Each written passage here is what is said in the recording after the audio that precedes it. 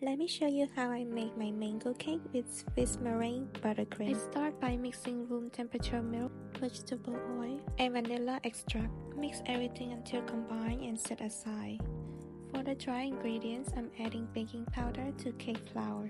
For this recipe, I'm using 5 room temperature eggs, separating egg whites and egg yolks. Whipping the egg whites for 1 to 2 minutes until it's foamy, and then adding sugar a little bit at a time. This way to ensure that the sugar dissolves evenly and combines smoothly. Whipping it for another 2 minutes until it reaches this consistency.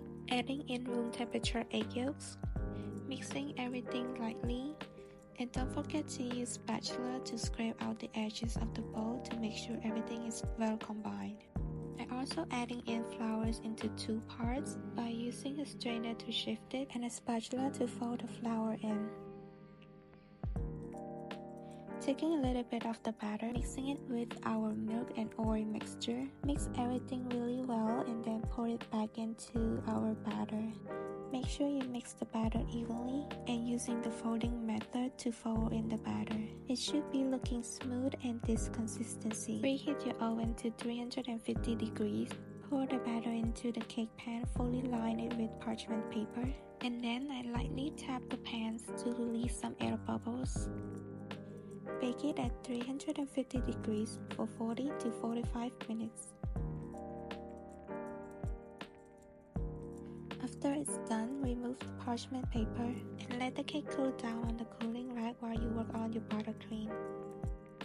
I choose to do Swiss meringue buttercream for this cake. This buttercream has egg whites in it, so we are going to cook it on a low heat using a double boiler. I use 5 egg whites and 1 cup of sugar, and we're gonna cook it until it reaches the temperature of 160 degrees, that way it's safe to eat.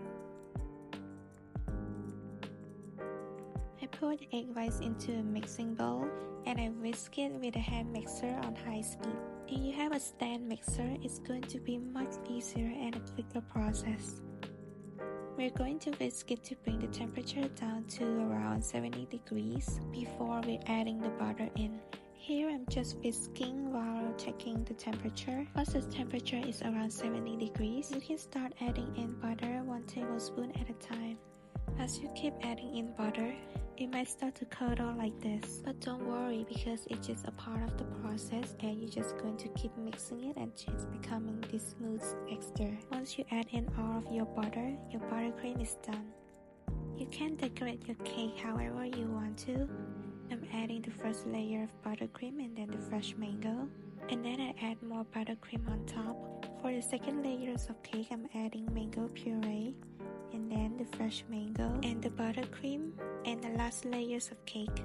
I'm not a professional at all at frosting cakes, so it's not as pretty.